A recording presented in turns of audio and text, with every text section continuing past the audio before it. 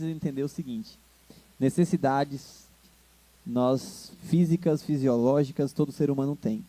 E nós sabemos que depois que a ciência já comprova isso, que depois que tanto o homem quanto a mulher passa do período da puberdade, que na verdade inicia esse período, alguns aos 11, outros 12 anos ou até antes, automaticamente os hormônios estão à flor da pele. Então vai haver esse desejo sim, de namorar, de conhecer o corpo de outras pessoas também. Isso a ciência explica. Aí fala, poxa, que legal a ciência. Mas aí quando nós paramos para analisar pelo aquilo que é o nosso cerne, aquilo que nos guia, que é a palavra do Senhor, aí a gente precisa entender que a ciência ela não está errada, só que o que prevalece é aquilo que nós desejamos seguir, que é a palavra do Senhor. E aí nós paramos e analisamos. O namoro precoce, que no caso é o namoro antes de você ter essa, como eu posso dizer, esse discernimento daquilo que você mesmo é, não tem como eu iniciar. Uma boa, não é uma frase, nunca vi se alguém falou isso, mas vamos falar aqui agora. Como que você vai desenvolver um bom relacionamento com alguém se você não tem um bom relacionamento com você mesmo? Sim. Não tem como você iniciar, porque relacionamento é algo que todo mundo precisa entender, que todo mundo precisa doar uma parte. Então, você não faz um relacionamento, você na sua, eu na minha, e vida que segue. Não. Eu preciso doar para você o meu tempo, eu preciso doar sentimentos, emoções, eu preciso doar a você tempo de qualidade, às vezes possa ser em forma de presentes, às vezes pode ser em forma de elogios, de palavras de afirmação. Isso são formas de amor, ok, formas de demonstrar esse amor que eu tenho por você. Isso é um relacionamento. Convívio, conversa, diálogo, Sua dia a linguagem de dia. amor. Então, isso são coisas que você está fazendo no relacionamento. Se você faz isso, você precisa de tempo. Então, você está abrindo mão do seu tempo. Você poderia estar estudando, trabalhando, fazendo qualquer outra coisa, mas você dedicou ali aquele tempo àquela pessoa. E aí, a pessoa faz a mesma coisa. Só que muitas vezes, você está passando por uma crise de identidade e a outra pessoa que você decidiu namorar não está. E aí, o que acontece é que a outra pessoa está bem resolvida com ela mesma, mas você não está. Porque é normal essa crise de identidade da adolescência para a juventude, porque é onde os hormônios estão literalmente, não só a flor da pele, mas estão a todo momento, o seu corpo está mudando, o seu humor está mudando cotidianamente. Ô Ícaro, e outra coisa, uma coisa que eu aprendi essa semana, todo relacionamento corre com o lado mais fraco, Sim.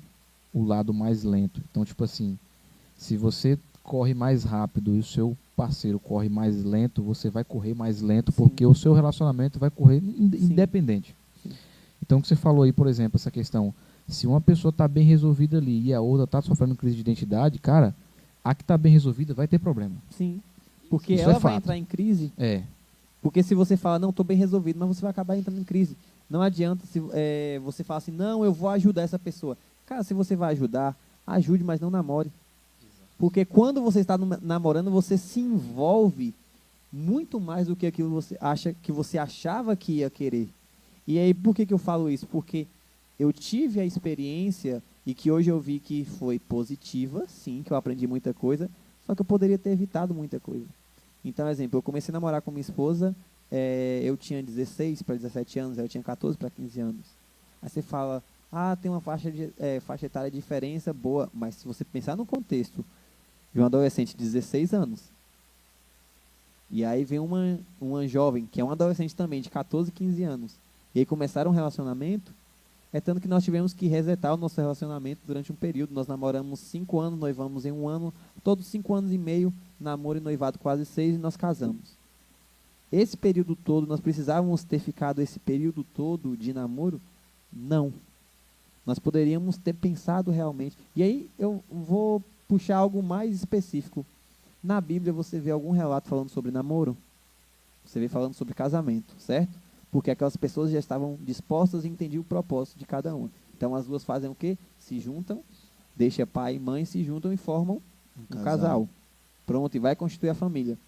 Só que nós, com o decorrer do tempo, a gente quis fazer o seguinte: nós estamos adiantando um pouco do casamento. Então, só que a gente adianta o quê? Com um aperto de mão, um abraço, um beijo, um esquenta mais aqui, um esquenta mais ali. Só que nós não podemos, para os cristãos, não pode fazer o quê? Não pode ter a relação sexual. Aí a gente faz o quê? Epa, só depois do casamento. Ó, que legal. Mas enquanto isso, nós vamos namorando. A grande questão é que enquanto isso, muita coisa acontece. Depois que você passa de 1 ano de relacionamento, de namoro, isso se você está realmente namorando intensamente, que você gosta da pessoa e a pessoa gosta de você. E aí começa a ter aquelas crises de que você precisa às vezes abrir mão de amigos, porque não é que seja obrigatório abrir mão de amigos, eu também acho isso errado. Porque o relacionamento ele tem que vir para somar e não para separar ou diminuir. Só que as pessoas fazem o quê? Para de fazer as coisas que elas faziam, muitas. Antes eu treinava na academia de domingo a domingo. Saía com os meus amigos e tal, ia na igreja e tal. Aí começou a namorar. Eu não posso mais ir na igreja, eu não posso ir na academia, eu só saio com meus amigos uma vez só e não faço mais isso. Cara, por isso que muitas pessoas estão em relacionamentos frustrados, porque entenderam que relacionamento é uma prisão e relacionamento não é prisão. O relacionamento ele precisa ser mútuo e ele precisa é uma mão dupla. Ele vai e volta. E aí a maturidade de ter esse relacionamento. Aí me fala, se o relacionamento é algo tão complexo, namorar, casar é algo tão complexo para muitas pessoas, como é que eu coloco isso na vida de um jovem de 12 anos? De 13, de 14, de 15, 16, 17, até de 18. Como eu falei, eu demorei, mesmo namorando, eu ainda tinha minhas crises de infância, que virava e mexia, eu preferia, às vezes, jogar bola, porque era aquilo que eu queria fazer. Eu já estava com meus 18 anos. Então, assim, o que eu aconselho é, o se conhecer não é ruim. E quando eu falo se conhecer, não está incluindo conhecer. Quando você conhece alguém, inclui você beijar a pessoa? Não. Então, isso não é conhecer.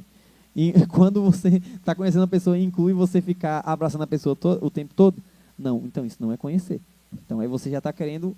E outra coisa, muitas vezes, quando não é um propósito voltado, baseado biblicamente, conforme a vontade do Senhor, a pessoa certa, e a pessoa certa é naquele padrão que muitas vezes até eu já fui enganado nisso, viu? Nesse conto de carochinha, que eu achava que era conto de crente. Vou orar para saber se é de Deus.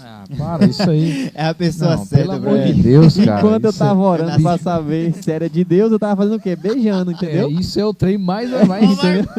Não, isso é o trem mais idiota que eu já vi. Não, eu já fiz isso, muitas cara. vezes foi ensinado pra gente que a gente precisava orar para saber, vai orar para saber se é de Deus.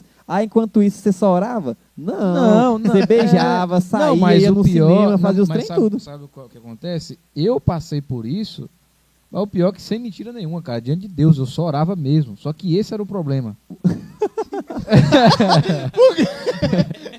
Esse era o problema. Esse era o problema porque a pessoa que eu estava só orando não queria só orar. Exatamente. Não, e vice-versa. Então, assim...